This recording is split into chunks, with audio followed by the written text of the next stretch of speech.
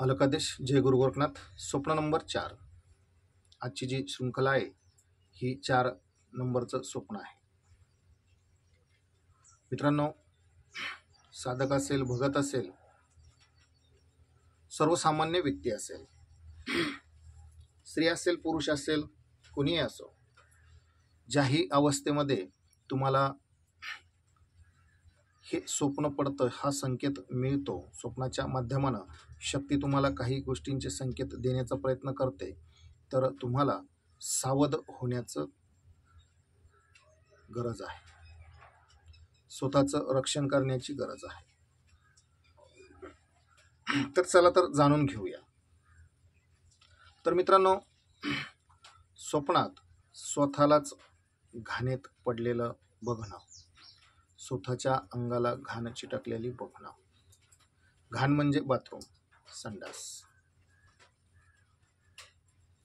स्वतःचे असो, लोकांचे असो, कोणत्याही अवस्थेत असो, जर असे दिसत असेल तर सावध व्हा. अनेक व्यक्तीला तर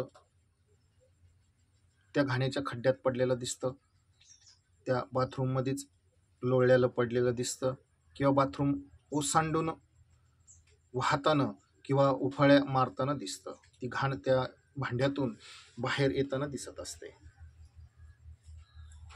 तर मित्रांनो, तुमच्यावरती भयंकर तंत्राचा प्रयोग केला गेला आहे.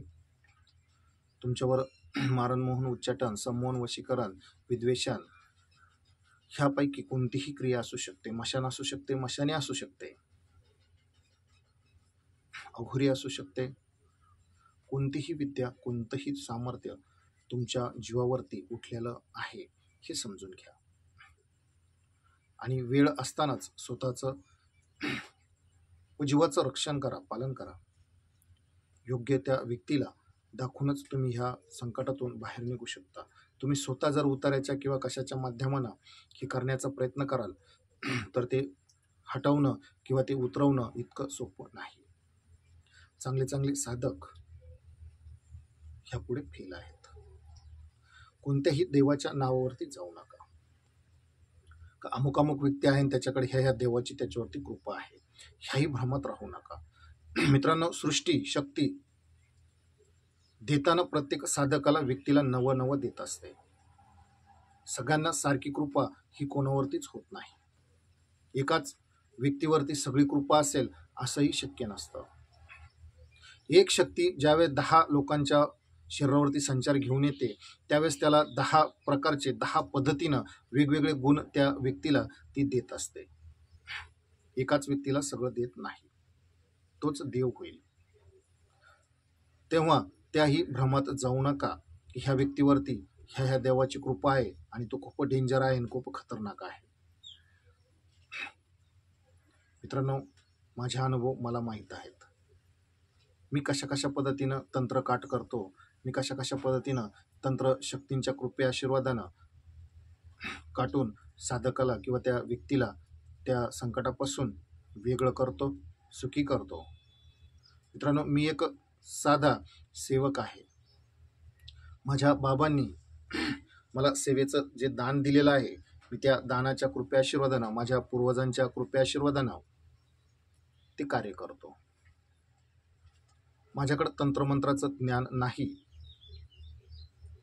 मला कुठल्याही तंत्रमंत्राचं उतार्या विधानाचं ज्ञान नाही आणि मी ते घेतही नाही. आणि 7 वर्ष झाली तसे मी लोकांचे कार्य करतो. तुम्ही समजून घ्या, 7 वर्षापासून माझा कुठेही कशाचंही नुकसान नाही.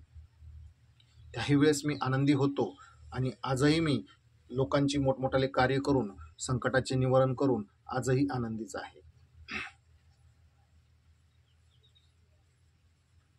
त्यामुळे अशी जर सिच्युएशन कोणाच्या शरीरावरती किंवा जीवनामध्ये असेल तर अशा व्यक्तीने वेळ असतानाच सावध व्हावं आणि स्वतःला ह्या संकटापासून वाचवावं. अलकादेश जय गुरु गोरखनाथ.